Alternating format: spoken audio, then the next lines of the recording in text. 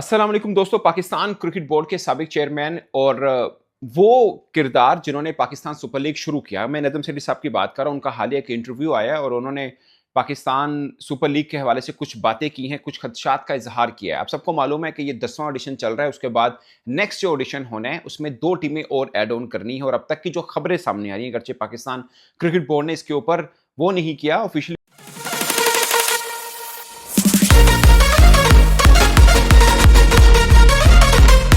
अस्सलाम वालेकुम दोस्तों। पाकिस्तान क्रिकेट बोर्ड के साबिक चेयरमैन और वो किरदार जिन्होंने पाकिस्तान सुपर लीग शुरू किया, मैं नदीम सेठी साहब की बात कर रहा हूं। उनका हालिया एक इंटरव्यू आया और उन्होंने पाकिस्तान सुपर लीग के हवाले से कुछ बातें की हैं, कुछ खदशात का इजहार किया है। आप सबको मालूम है कि ये 10वां ऑडिशन चल रहा है, उसके बाद नेक्स्ट जो ऑडिशन होना है उसमें 2 टीमें और ऐड ऑन करनी है। और अब तक की जो खबरें सामने आ रही हैं, अगरचे पाकिस्तान क्रिकेट बोर्ड ने इसके ऊपर वो नहीं किया, ऑफिशियली नहीं किया, बट 2 अरब रुपए की फ्रेंचाइज बेचना चाह रहे हैं। और नदीम सेठी साहब का ये ख्याल है कि जो मार्केट की सूरत हाल है, जो पाकिस्तान सुपर लीग की सूरत हाल है और जो टीम पाकिस्तान की परफॉर्मेंस है, उसमें इतनी महंगी दामों कोई बंदा तैयार नहीं होगा कि वो पीएसएल की कोई फ्रेंचाइज खरीदे। वो अलग बात है कि पाकिस्तान क्रिकेट बोर्ड या पीएसएल इंतजामिया होपफुल है कि वो नेक्स्ट जो 2 फ्रेंचाइज उन्होंने बेचनी है, अगर रेट उन्होंने नहीं बताया, बट वो होपफुल है कि ये बहुत से खरीदार हैं मार्केट के अंदर। मगर नदीम सेठी साहब को लगता है कि टीम पाकिस्तान की जैसी परफॉर्मेंस हुई है, आम शायकीन अब मैच देखने को, पीएसएल को देखने को उस तरह से तैयार नहीं है। उन्होंने एग्जांपल दी कि जब पहला ऑडिशन हुआ था, तब 26 lakh US dollar first audition में बचे थे। मगर ये उनकी अपनी कैलकुलेशन है, क्योंकि जहां तक मुझे पता था तमाम फ्रेंचाइजीज को उस वक्त नुकसान हुआ। फिर उन्होंने इंटरव्यू में ही बताया कि उस वक्त फ्रेंचाइजी जो थी, उन्होंने कहा कि हमें तो 5 फ्रेंचाइजी थी, तब उन्होंने कहा कि हमें तो बहुत नुकसान हुआ है। तो फिर नदीम सेठी साहब ने कहा कि जो 26 lakh dollar Pakistan cricket board को बचे थे, उनमें से 20 लाख डॉलर तमाम फ्रेंचाइजीज को बांट दिए गए थे, ताकि उनको ये ना हो कि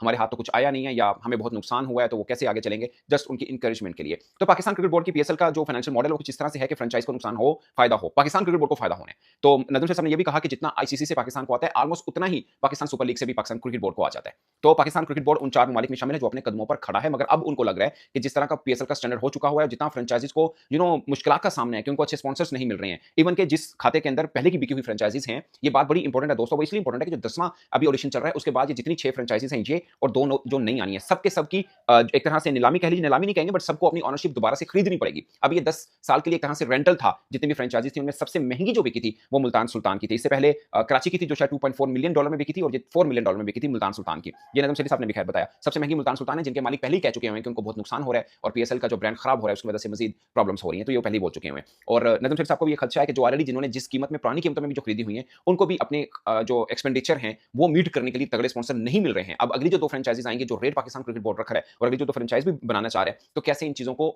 मीटअप करेगा, ये बड़ा एक क्वेश्चन मार्क है। अगर आप किसी फ्रेंचाइज मालिक की बात सुने, तो वो भी यही कहता है, नदीम सेठी साहब जो फॉर्मर चेयरमैन है, वैसे वो कहते हैं कि 4 बरस हो चुके हैं, क्रिकेट बोर्ड ने कोई मुझे पीएसएल के ऊपर मेरे से कोई मुशावरत नहीं किया, मुझे काफी चीजों का नहीं भी पता। उनका ये मानना, मगर वो इस चीज पर है कि जो मार्केट की सूरत हाल है और जो टीम पाकिस्तान की परफॉर्मेंस है, उसके बाद फ्रेंचाइज मालकान को प्रॉब्लम है कि वो अच्छे स्पॉन्सर्स कहां से लाएं। यानी वही जो एनुअल फी उनको पे करनी होती है, जो क्रिकेटर्स को पैसे पे करने होते हैं। एक तो पाकिस्तान मार्केट खुद इटसेल्फ कोई बहुत बड़ी मार्केट है नहीं है। फिर उन्होंने ये मशवरा भी दिया कि इसमें कोई हर्ज नहीं कि आप अपनी पीएसएल के मैचेस दुबई में या इंग्लैंड में या अमेरिका में करवाएं, like half of the matches in America and half या इंग्लैंड, और हाफ इन पाकिस्तान। उसकी वजह यह है कि आपको फॉरेन जो इन्वेस्टमेंट है वो मिल जाएगी, जो बेसिकली अभी जरूरत है पाकिस्तान सुपर लीग को। इसको ये शायद आम जो फैन है वो पाकिस्तान सुपर लीग के उसके अंदर है कि पाकिस्तान सुपर लीग शुरू हो रही है, आई विश के बहुत सक्सेसफुल हो, बहुत से लोग इसको देखें, क्योंकि ये ब्रांड है और एक तरह से बल्कि 2 तरह से पाकिस्तान क्रिकेट को हेल्प आउट करता है। एक ये कि फाइनेंशियल पाकिस्तान क्रिकेट बोर्ड को थोड़ा स्टेबल कर रहा है, नंबर 2 पाकिस्तान को अच्छे टैलेंट मिलते रहे हैं शुरुआत के अंदर, बट अभी एक तरह से एक ताना बन गया कि यार सुपर लीग की परफॉर्मेंस पे ले आते हो। यानी सुपर लीग इस तरह का ब्रांड बन चुका हुआ है कि इसके ऊपर लोग ताना कसने लग रहे हैं, यार इसके टैलेंट के ऊपर क्यों लेके आते हो टीम के अंदर। तो मुझे लगता है ये 2 चीजों को बेहतर, मतलब अगर पीएसएल बेहतर होगी तो ये दोनों चीजें बेहतर होंगी।